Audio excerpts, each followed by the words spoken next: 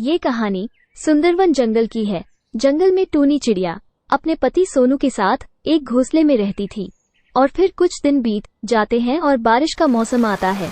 अचानक जंगल में इतनी तेज बारिश आती है कि टूनी चिड़िया का आधा घर टूट जाता है और अपना घोंसला टूटता देखकर टूनी चिड़िया और सोनू बहुत घबरा जाते हैं। जब बारिश रुकती है तब तक टूनी चिड़िया का पूरा घर नष्ट हो चुका था। टूनी अपना टूटा हुआ घर देखकर रोने लगती है। ये देखिए जी, हमारा घोंसला टूट गया। हाँ टूनी, हमारा पूरा घोंसला टूट गया। चलो हम दूसरा घोंसला बनाते हैं। टूनी चिड़िया और सोनू मिलकर तिनकी ढूंढते हैं और काफी देर की मेहनत के बाद दूसरा घोंसला तैयार करते हैं। टूनी चिड़िया बहुत जल्द ही अंडे देने वाली थी और घोंसला तैयार होने के कुछ ही दिन बाद टूनी चिड़िया उसमें अंडे दे देती है। 3-4 दिन यूं ही बीत जाते हैं। तभी एक रात अचानक से बहुत तेज आंधी तूफान आता है। सारे पक्षी अपना घोंसला छोड़ देते हैं। पास में ही एक बड़ा सा बरगद का पेड़ था जो अंदर से खोखला था। सभी पक्षी उस पेड़ के अंदर जाकर छुप जाते हैं। सोनू टूनी से बोलता है, चलो टूनी चलो, हमें भी उस पेड़ के अंदर जाकर छुप जाना चाहिए, वरना इतनी तेज आंधी में हमारी जान भी जा सकती है। नहीं सोनू जी, मैं नहीं जाऊंगी, आप चले जाओ, मैं अपने अंडों को छोड़कर नहीं जाऊंगी।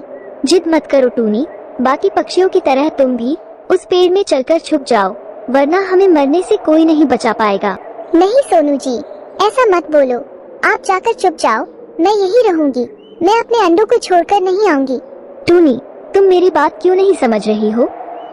चलो जल्दी चलो। सोनू ये सब बोल ही रहा था, तभी हवा में तेज उड़ती हुई एक लकड़ी आती है और टूनी के सर पर लग जाती है, जिससे टूनी बेहोश हो जाती है।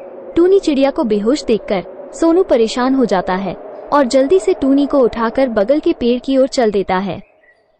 सुबह होती है और तूफान थम चुका था। सभी पक्षी उस पेड़ में से निकलकर आते हैं और सब अपने उजड़े हुए घोंसले को देखकर रोने लगते हैं। टूनी चिड़िया और सोनू भी अपने टूटे हुए घोंसले के पास आते हैं और अंडों को जमीन पर बिखरा हुआ देखकर दोनों बहुत दुखी होते हैं। अरे ये क्या हो गया, मेरे अंडे टूट गए। मैंने तुम्हें कहा था ना, मैं अपने अंडे छोड़कर नहीं आऊंगी, लेकिन तुमने मेरी बात नहीं मानी। सभी के घर तहस नहस हो गए हैं, बस मिट्ठू तोते का घर सही है। तभी मिट्ठू तोता अपने घर से दाना लेकर आता है और सभी पक्षियों को थोड़ा थोड़ा देने लगता है। सोनू, इतने तेज तूफान में मिट्ठू तोते के घर को कुछ क्यों नहीं हुआ? टूनी, मिट्ठू तोते का घर बांस का है और बांस का घर बहुत मजबूत होता है, इसलिए बांस के घर को तूफान में भी कुछ नहीं हुआ। तो फिर अब हम भी बांस का घर ही बनाएंगे। टूनी, बांस का घर तो बहुत मेहनत से बनता है और इसे बनाने में भी बहुत समय लगता है। मैं एक बार अपने अंडों को खो चुकी हूँ, अब मैं दूसरी बार अपने अंडे नहीं खोऊंगी, इसीलिए अब मैं घर बनाऊंगी तो सिर्फ बांस का घर ही बनाऊंगी।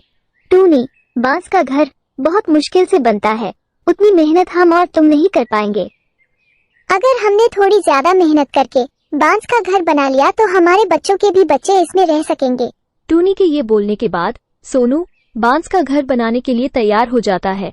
टूनी चिड़िया और सोनू दिन रात मेहनत करते हैं। वे दूर दूर से बांस तोड़ कर लाते और अपना घर बनाने में बहुत मेहनत करते हैं।